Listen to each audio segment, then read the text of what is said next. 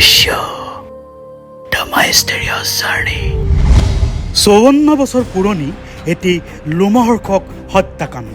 ঘটনা ঘটি গ'ল, সকলো ঠিকেই আছিল, কিন্তু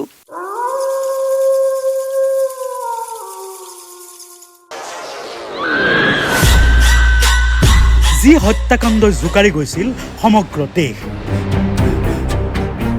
পুনৰ চৰ্চালৈ আহিছে সেই ৰহস্যাবৃত হত্যাকাণ্ডৰ। চৰ্চালৈ আহিছে সেই ঘটনা সংঘটিত হোৱা বঙলাটো। যিটো বঙলা নিশাৰ ভাগত যেন এতিয়া হৈ উঠিছে কেতবোৰ অলৌকিক ঘটনাৰ কেন্দ্ৰ। এইটো হৈছে ধুবুৰীত অৱস্থিত এটা চৰকাৰী বঙলা, যিটো বঙলাত আজিৰ পৰা 54 বছৰ আগতে সংঘটিত হৈছিল দুটাকৈ লোমহৰ্ষক হত্যাকাণ্ড। ধুবুৰী জিলা আৰু সত্ৰ ন্যায়াধীশ উপেন ৰাজখোৱাই এই বঙলাটোতে হত্যা কৰিছিল নিজ পত্নী আৰু 3 কন্যা।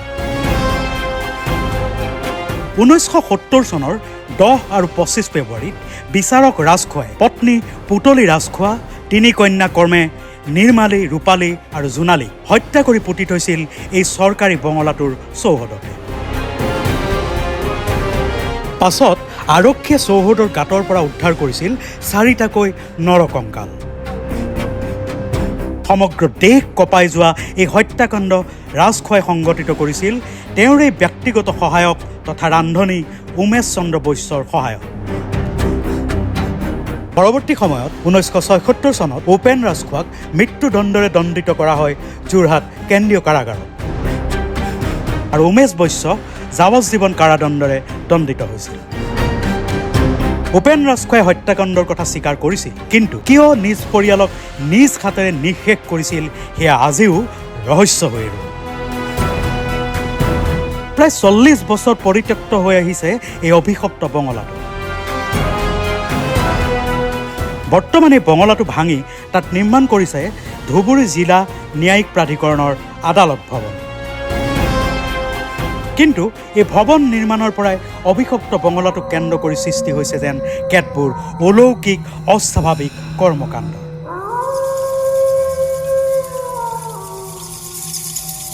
স্থানীয় একাংশ ৰাইজে জানিবলৈ দিয়া মতে নিশা হ'লেই ঘৰটো জয়াল হৈ পৰে।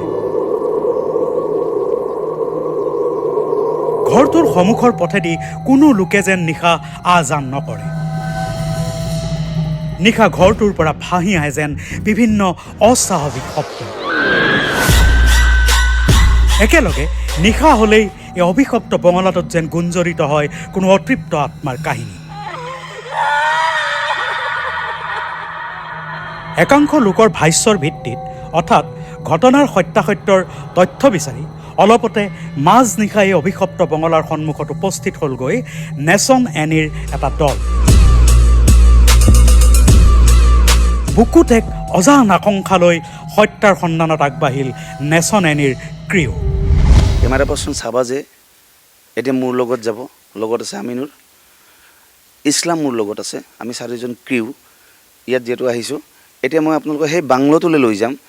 মোৰ ঠিক সন্মুখত দেখা পাব এখন ৰঙা গেট, নতুনকৈ অট্টালিকা হৈছে।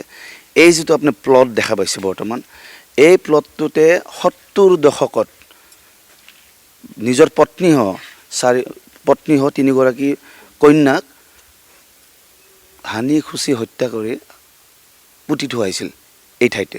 সেই ঘটনা অতীত হৈ গ'ল, কিন্তু অতীত হৈ যোৱা ঘটনাই এতিয়া বৰ্তমানত কিন্তু ভয়াৱহ ৰূপ লৈ আছে।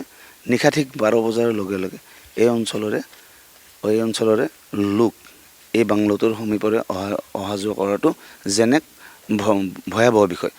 গতিকে নিশা মই আমিনুৰক ক'ম কোনখিনি স্থানত পুতি থোৱা হৈছিল পত্নীসহ 3গৰাকী কন্যাক।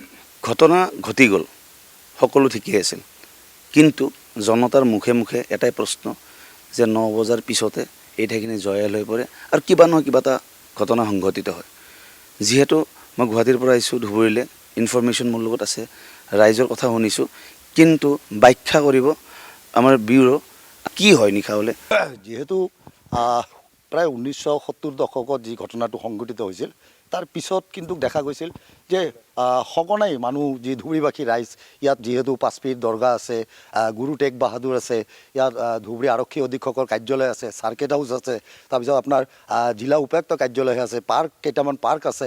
সেই পাৰ্কবোৰত যেতিয়া মানুহ সন্ধিয়াৰ পিছত এনেই বতাহৰ কাৰণে গৰম দিনত তেনেকৈ ফুৰিবলৈ আহে বা সেই তেতিয়া কিন্তু সন্ধিয়া লাগিলে বা 9টা বাজিলে এই অঞ্চলটোত মানুহ অহা যোৱা কৰা এই ৰ'ডেৰে যিটো আপোনাৰ গুৰু টেগ বাহাদুৰৰ যিটো পথ, সেই পথেৰে কিন্তু অহা যোৱা কৰা একদম মানুহৰ এটা জনশূন্যৰ পৰিণত হৈ যায়। কাৰণ কিবা তেনেকুৱা অকলিক কিছুমান শব্দ তেওঁলোকে শুনা পায় বা বহুতে ভয় কৰে, ভাবে কিবা মেকুৰীৰ শব্দ শুনা পায় বা কুকুৰে ভুকি থকা তেনেকুৱা এটা শব্দ শুনা পায়। এই তেনেকুৱা ধৰণৰ বিভিন্ন ধৰণৰ শব্দ বা তেনেকুৱা ধৰণৰ মানুহে তেনেকুৱা দৃষ্টিগোচৰ কৰিছে বা তেওঁলোকে হয়তো সেই বস্তুবোৰ অনুভৱ কৰিছে। সেই অনুভৱৰ ভিত্তিত কিন্তু মানুহে এই অঞ্চল ৰাতি 9টা বাজিলে কিন্তু অহা যোৱাৰ এটা তেনেকুৱা এটা মানুহৰ হেৰিটো সমাগমটো একেবাৰে নিম্নমান হৈ পৰে বা কমি যায়। মই যদি আমিনৰ মাজতে কথা কৈছোঁ, মই যদি এই গেটখন যে আছে, এই ঠিক এই গেটখন ৰাইজে কোৱা মতে ঠিক নিশা হ'লে এই কোনোবা এটা প্ৰান্তৰ পৰা কিবা এটা চিঞৰ শুনা পায় বুলি কয়। এই গেটখনৰ পৰা এই মাজ ভাগতে চাগে তেওঁলোকক ইয়াতে কবৰস্থ কৰিছিল বা পুতিছিল। হয়, কিন্তু হয় শিৱ, ঠিকেই কৈছে আপুনি। যিহেতু এই মাজভাগত আছিলে উপেন ৰাজখোৱাৰ যি বাংলো, সেই বাংলোৰ পিছফালেই যি ঘৰৰ পিছফালেই কিন্তু তেওঁলোকৰ তাৰ কন্যা 3গৰাকী কন্যাসহ তেওঁৰ পত্নীক হত্যা কৰি পুতি থোৱা হৈছিল। বা ধুবুৰীবাসী ৰাইজে বা বিভিন্ন মানুহৰ বিশ্বাস এটা যে আত্মা তেনেকৈ ঘূৰি ফুৰে ইয়াত, তাৰে সেই আত্মাবোৰৰ তেনেকুৱা শব্দ বা কুকুৰৰ শব্দই হওক বা মানুহৰ তেনেকুৱা শিলগুটি দলিওৱা তেনেকুৱা কিবা শব্দ, মানুহ খোজকাঢ়ি গ'লে শিলগুটি দলিওৱা নিচিনা তেনেকুৱা কিবা শব্দ হয়। তাৰপিছতে কেনেকুৱা বিভিন্ন ধৰণৰ তেনেকুৱা শব্দ শুনা পোৱাৰ বাবেই বা মানুহে এই শব্দবোৰ পোৱাৰ বাবেই এই অঞ্চলৰে মানুহ কিন্তু অহা যোৱাটো একেবাৰে ৰাতি 9টা বাজিলেই অহা যোৱাৰ মানুহৰ সমাগমটো যথেষ্ট কমি যায়। 54 বছৰ পুৰণি এই শিহৰণকাৰী হত্যাকাণ্ড এতিয়া পুনৰ চৰ্চালৈ আহিছে, হত্যাকাণ্ড সংঘটিত হোৱা এই বঙলাটোক কেন্দ্ৰ কৰি। প্ৰায় 40 বছৰ পৰিত্যক্ত হৈ থকা বঙলাটো ভাঙি বৰ্তমান ইয়াত নিৰ্মাণ কৰা হৈছে 6 মহলীয়া এটা বৃহৎ অট্টালিকা। এই অট্টালিকাটোৰ পৰা নিশাৰ অন্ধকাৰত ভাহি আহে যেন কোনো অতৃপ্ত আত্মাৰ অব্যক্ত কাহিনী।